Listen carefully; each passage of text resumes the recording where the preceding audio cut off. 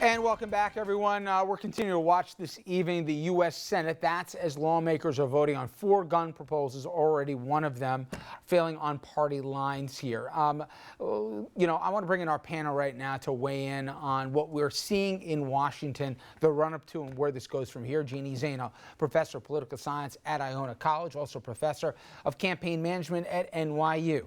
Dominic Carter, of course, political journalist and author, and Andrew Whitman, our senior political correspondent. And, Andrew, I want to bring up again, if we could, guys, the Grassley amendment. Now, 4 will be voted on tonight. This is one that's already been voted on, 2 Republican, 2 Democrat ones.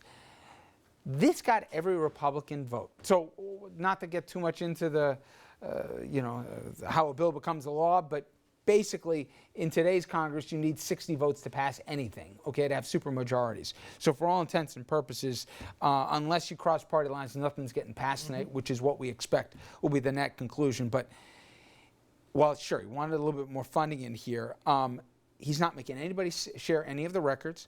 He wants, and while this is all great and everything, he wants to let people, whether they were diagnosed, committed to mental institutions, or have professed suicidal concerns, to be able to get guns without any possible red flag that would go up. And that was the biggest headline from this thing. Look, this is still a very pro-gun piece of legislation that got enough, it got a majority, but didn't get enough to actually get passed. But even this marks something of a compromise or something of a slip from the gun rights and the pro-gun groups, because it actually did study the causes of mass shooting, or it would have. And it would provide incentives to share mental health records. So that's more than the pro-gun groups were giving before Orlando. I know I'm looking for the silver lining in this gray cloud, but at least there is some movement from the NRA and at least you're going to have votes on the record one way or the other, that people at least say what you stand for and what you don't. But Jeannie, I always come to you when it comes to polls, okay? And rather than a political poll on the candidates, they asked gun owners, how many of you support the idea of banning anyone on the no-fly list from being able to buy a gun? 90% of gun owners in this country say, yeah, if you're on a terror watch list, you don't get to buy a gun. Somehow, some way, that can't pass Congress tonight. I don't understand the political constituency. I get the NRA, slippery slope and all that.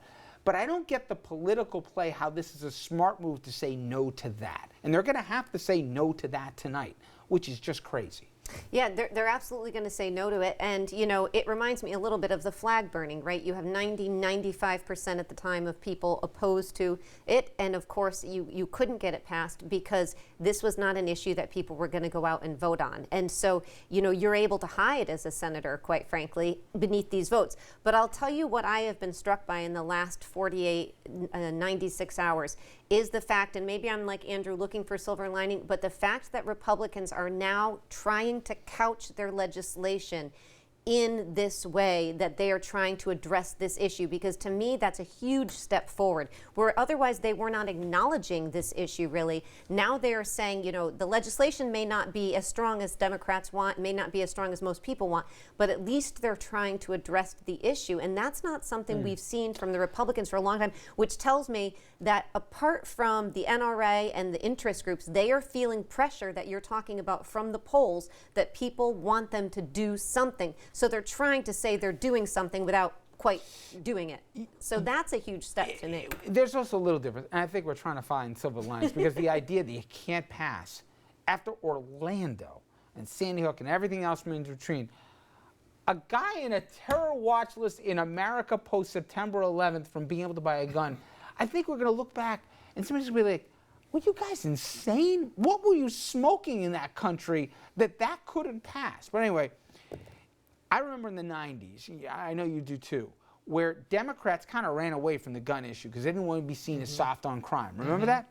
Now, I know in the general elections, Democrats are going to point the finger and say, this guy wouldn't vote for no buy, no fly, right?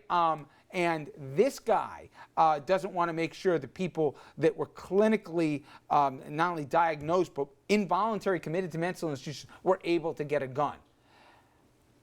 It's an interesting change. I don't know what it's going to lead to, if anything, Don, But it seems that now all of a sudden this is a political, problem for Republicans to answer rather than something that could just point to Democrats and call them sissies because they didn't want everybody to have a gun. That is true. Unlike my colleagues, I'm a bit more pessimistic. I don't see the silver lining necessarily. All I know is at the end of the day, it's still going to be much of the same, period. The only good thing is that you're forced to be on the record.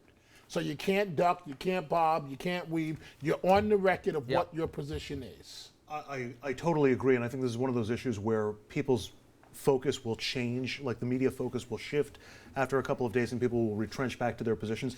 I think it's promising that we had some movement from the pro-gun group, but I think they're going to wind up going back to their original position before too long. By the way, the background check bill just failed.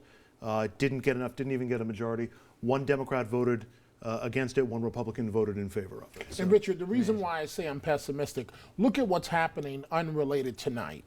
One of the lawsuits from Newtown, the lawyer for the gun manufacturer has submitted for the case to be dropped. Yeah. Dropped because gun manufacturers, as we've talked about night after night, basically have unlimited immunity from these types of cases. But yet at the Supreme Court, has unlimited immunity? It's complete. No other industry in the country.